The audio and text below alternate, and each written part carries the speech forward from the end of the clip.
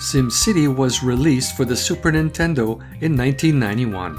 The game was developed by Nintendo EAD under license from Maxis. SimCity is a single-player game. Inside the game box, you get a manual and the game cartridge. The game was one of the main launch titles for the Super Nintendo in North America, released in 1991.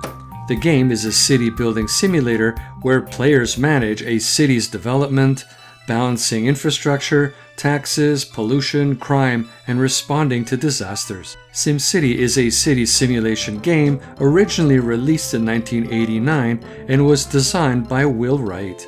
To begin a new game, the player will choose a map and a difficulty level, which affects the frequency of auto disasters. You start by zoning land for residential, commercial, and industrial areas, making sure that they are connected by rail or road. Take control of the city's tax rate, manage a power grid, build roads, highways, including train tracks, in order to expand the city. As the player constructs buildings in a particular zone, the player can choose to upgrade houses, apartment blocks, light or heavy industrial buildings, commercial buildings, hospitals, schools, fire stations, and more. Population growth is influenced by many factors. Residential zones grow based on their land value, which is affected by nearby schools and parks, and proximity to commercial zones, while also being negatively impacted by high pollution levels and high crime. The growth of all zones are tied to the RCI meter, which tracks the demand for residential, commercial, and industrial zones.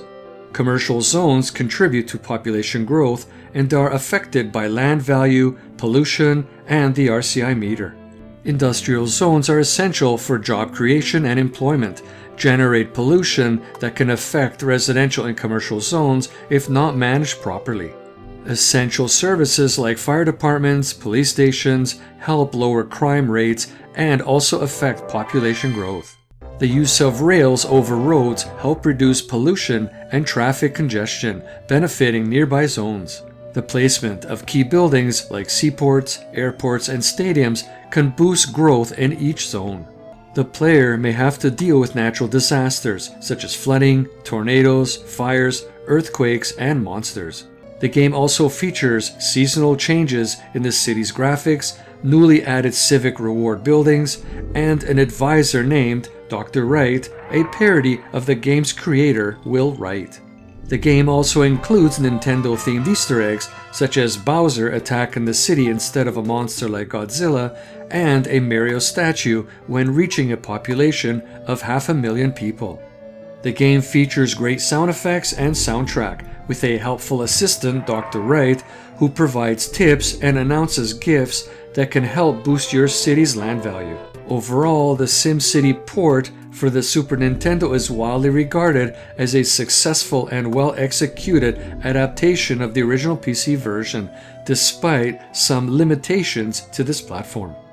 The Super NES version is praised for its solid gameplay, which holds up even by today's standards. However, this port is not without its issues. The most common issues are performance-related, with the game suffering from lag and slow scrolling, especially when navigating the map. Some players find the controller interface rather clunky compared to the original PC version, and the lack of mouse support on the Super NES is a limitation for a game that relies on precise placement. In the end, this is one of the best original titles on the Super Nintendo that is one that should be in your collection. Finding a complete in-box game cartridge in great condition is not impossible to find online. They are still affordable, costing less than $100 US. According to online prices, a loose cartridge is about $10 US, a complete in-box price is about $41 US, and a graded price is about $355 US.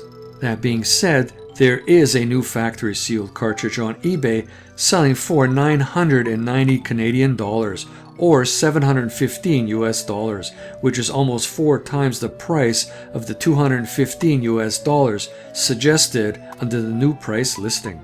As a collector, it's not how much money a seller is asking for a rare cartridge, it's what a collector is willing to pay for it. That's what counts.